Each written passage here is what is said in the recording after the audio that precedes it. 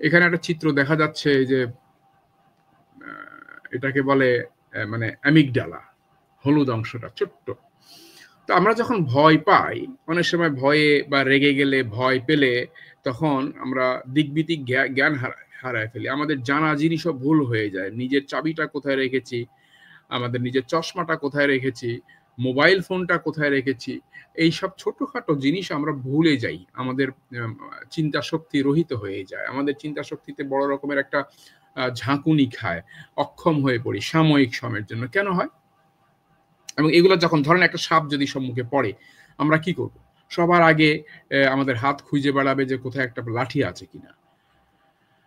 আমরা তখন চিন্তা করতে থাকি যে আমাদের এই অ্যামিগডালা যেটা ব্রেনের এই অংশটা যে কাজটা করে সেটা হচ্ছে যে আমাদের কোনো বিপদের সম্মুখে পড়লে তখন আমরা উম আ আ নিজেকে আত্মরক্ষার জন্য কি কাজটা করব?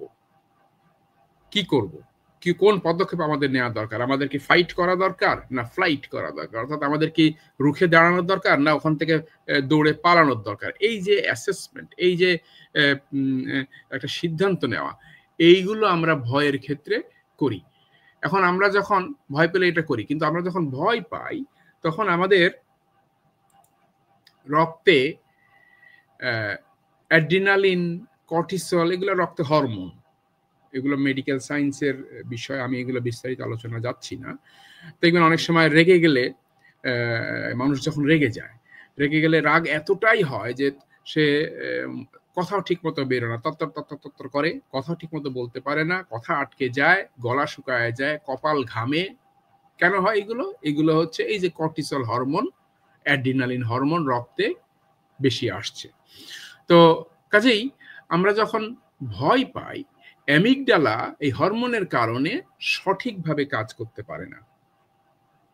তখন কি হয়? আমাদের এই recognition, expression, experience, anxiety, phobia, আমাদের উদ্বেগ, উৎকণ্ঠা বেড়ে যায়, অস্থির হয়ে যাই, আমরা চঞ্চল হয়ে যাই, ঘুম আসে না, ঘুমাইতে পারি না, খাবার পেটে ক্ষুধা আছে অথচ খাবার রুচি থাকে না। এগুলো আমরা সবাই জানি যে আমাদের এগুলো হয়। ভয় আমাদের ব্রেন এটাকে বলে মেডিকেল সায়েন্স এ বলে ব্রেন ফগ। ভয় পেলে ওই আমাদের ব্রেন তখন আর ঠিকমতো কাজ করে না। একদম স্থির হয়ে যায়। ভয়ের কারণে অনেকে তো রাতে ঘুমাতে পারে না, অনেকে ডিপ্রেশনে চলে যায়। তো এখন এই যে ভয়, সাপ দেখে ভয়, আগুনের ভয়, শত্রুর ভয়, সরকারের ভয়, আক্রমণের ভয়, পুলিশের ভয়, যে কারণে যেভাবেই আমাদের ভয় আসুক না কেন।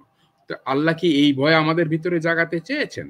কারণ এই ভয়গুলো তো আমরা আ অকর্মণ্য হয়ে পড়ি, অকেজো হয়ে পড়ি। আমাদের স্বাভাবিক কাজকর্ম আমরা করতে পারি না। তাহলে কি এই ভয় আল্লাহ পাক আমাদের সম্মুখে আমাদের ভেতরে জাগাতে চেয়েছেন? তা তো হয়নি। সাপ দেখলে আমরা দৌড়ে যাই, পালাই। আগুন দেখলে দৌড়ে পালাই। বিপদ দেখলে আমরা আত্মগোপনে যাই। আল্লাহর ভয়কে কি আমরা আত্মগোপনে যাই? এই ভয় আমাদের ভেতরে তাকওয়া, এই ভয়টা আমাদের ভেতরে জাগাতে আল্লাহ চাননি। আমাদের ভেতরে যে আল্লাহর ভয় জাগাতে চেয়েছেন, সেই ভয়ের সঙ্গে আছে আশা, ভরসা, আকর্ষণ, আল্লাহর প্রতি ভক্তি, ভালোবাসা, দয়া, মায়া, আল্লাহর উপরে নির্ভর করার যে একটা মানবিক প্রবৃত্তি, এগুলো আমাদের। তো এখন